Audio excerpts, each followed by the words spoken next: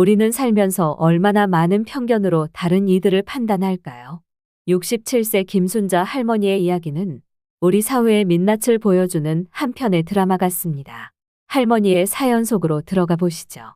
40년 전 남편이 사고로 일찍 세상을 떠났습니다. 당시 3살배기 아들을 데리고 홀로 서야만 했어요.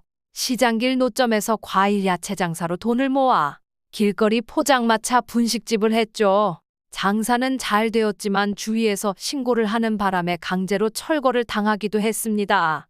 젊은 여자가 혼자서 길거리에서 장사를 하다 보니 별의별 일도 참 많았습니다.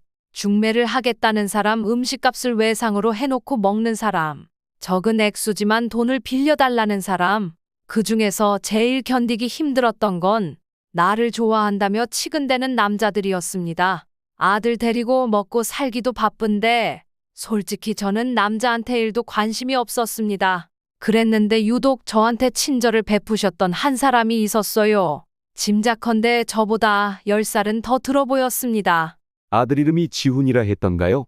지훈 엄마, 포장마차는 몇 시까지 해요? 우리 아들 다니는 유치원에 데리러 가야 하니까 7시까지만 해요. 아, 그렇군요. 그 시간이면 내 퇴근 시간이랑 비슷하니까 내가 와서 포장마차 거두는 것 좀 도와줄까요? 나도 시골에 여동생이 있는데 동생 같아서 그래요. 처음에는 호의를 거절했어요. 하지만 솔직히 여자 혼자 포장마차 짐을 싸고 푼다는 건 힘에 부대끼는 건 사실이었습니다. 그 아저씨는 사별했는지 이혼했는지 아니면 아직 미혼이었는지 알 수 없었지만 포장마차를 시작하고서부터 반년 가까이 우리 집의 단골이었습니다. 퇴근길 항상 포장마차에서 저녁을 해결하고 갔었죠. 그래서 의심하지 않고 가벼운 도움을 많이 받았습니다. 하지만 인간관계가 그렇더군요. 오빠 동생 하면서 이성이 아닌 그냥 고마운 사람으로만 생각하고 있었는데 어느 날 심각한 얼굴로 저를 찾아왔습니다. 평소처럼 퇴근할 시간도 아닌 벌건대 낮에 숨을 헐떡이면서 뛰어오더군요. 지훈 엄마, 지금 급한 일인데 돈 있으면 50만 원만 좀 빌릴 수 있을까요? 시골 계신 어머님이 위독하대요. 내가 이번 주 안으로 꼭 갚을게요. 아무 의심 없이 가까운 은행에 가서 50만 원을 찾아드렸습니다. 숨을 헐떡이며 안절부절 못하였기에 의심할 시간조차 안 주더라고요. 하지만 그 사람은 다음날 그 다음날도 나타나지 않았어요. 그걸로 끝이었습니다. 충격이 너무 컸었던 나는 장사를 접고 며칠을 방 안에만 처박혀 지냈습니다. 그래, 이 기회에 길거리 인생을 포기하자. 아들도 점점 커가는데 엄마가 불법으로 길거리에서 장사하다가 경찰한테 쫓기는 거 좋은 기억이 아니겠지.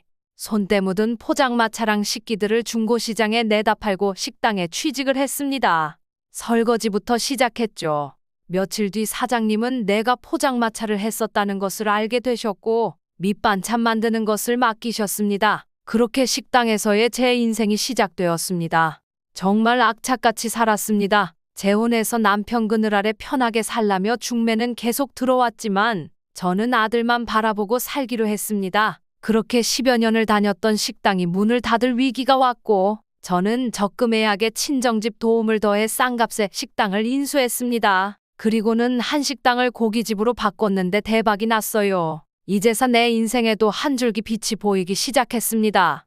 재료는 최상급으로, 가격은 최저값으로 슬로건을 걸고 내 인생의 모든 것을 다 바쳐 식당 일에만 몰두했습니다. 그렇게 한자리에서 15년을 장사해보니 욕심이 생겼습니다. 자신도 있었고요. 권리금 넉넉히 붙여 가게를 내놓았는데도 금세 팔렸습니다. 그 돈으로 사거리 번화가에 새로운 고깃집을 오픈했습니다. 이젠 장사 노하우도 쌓였고 자본금도 넉넉하니 한결 홀가분한 마음으로 식당 일에만 매진할 수 있었습니다. 극이다 운까지 따라줬는지 2층 건물을 아예 사버렸습니다. 이만하면 성공한 인생이라 생각했는데 사람 일이란 정말 뜻대로 되지 않더군요.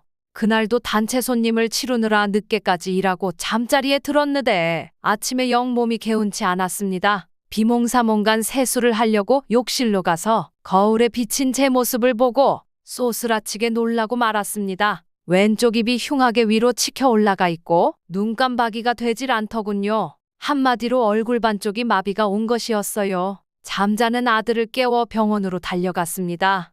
일주일에 걸쳐 종합검진을 했지만 특별한 이상 증세는 찾을 수 없었어요.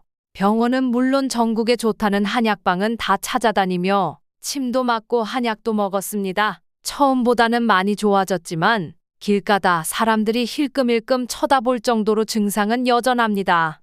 여러 가지 바이러스나 면역력 문제, 그리고 스트레스 피로 때문에 증상이 더 악화될 수도 있으니 이제 일선에서 물러나셔서 요양도 하시고 인생을 즐기면서 사세요.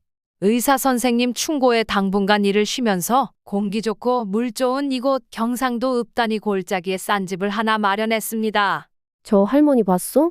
얼굴이 많이 불편해 보여.